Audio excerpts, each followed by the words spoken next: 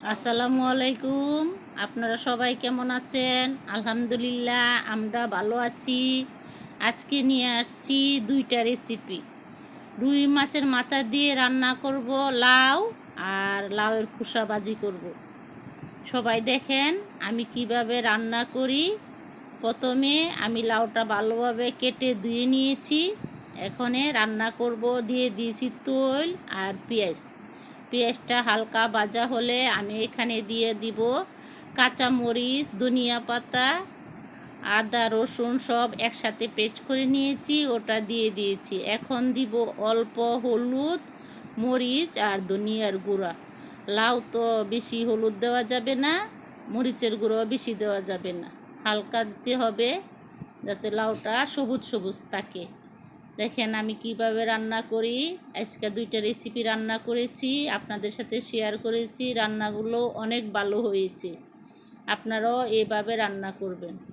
মাছের মাথা আমি ভালোভাবে কষিয়ে নেব, কষিয়ে নিয়ে রান্না করবেন।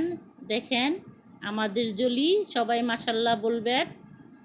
আমি লাউয়ের খোসাগুলা পলে নিতেছি, আপনারা সবাই এরকমভাবে লাউয়ের খোসা, সবাই তো পছন্দ করে লাউয়ের খোসা ভাজি। আমিও আজকে ভাজি করলাম, আপনাদের সাথে শেয়ার করলাম।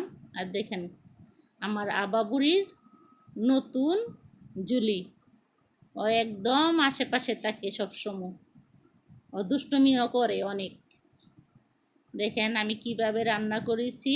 মাছটা কষানো হয়ে গেছে, এখন আমি ধুয়ে রাখা লাউটা দিয়ে দিব। লাউটা দিয়ে আর পানি দেব না, লাউয়ের পানি দিয়েই লাউ রান্না হয়ে যাবে। আপনারাও এভাবে রান্না করবেন। লাউটা অনেক কচি ছিল, রান্না পানি দেওয়া লাগছে না, এমনি লাউয়ের পানি, লাউ সিদ্ধ হয়ে গেছে। দেখেন লাউয়ের কালারটা কত সুন্দর হয়েছে। বেশি মরিচ দিলে লাল লাল হয়ে যাবে, কালার সবুজ থাকবে না। আপনারাও এভাবে রান্না করবেন, খাবেন। আর সবাই সুস্থ থাকবেন, ভালো থাকবেন। এখন আমি করে নিব লাউয়ের খোসা ভাজি। লাউয়ের খোসার সাথে আমি দিয়েছি গাজর আর আলু, দিয়ে 3টা একসাথে লাউয়ের খোসার সাথে দিয়ে ভাজি করেছিলাম। ভাজিটা খেতে ভালো হয়েছে। আপনারাও এভাবে রান্না করবেন, খাবেন। আপনারা সবাই ভালো থাকবেন, সুস্থ থাকবেন। যারা যারা আমার ভিডিও দেখেন, লাইক দেন, শেয়ার করেন, সবাইকে অনেক অনেক ধন্যবাদ।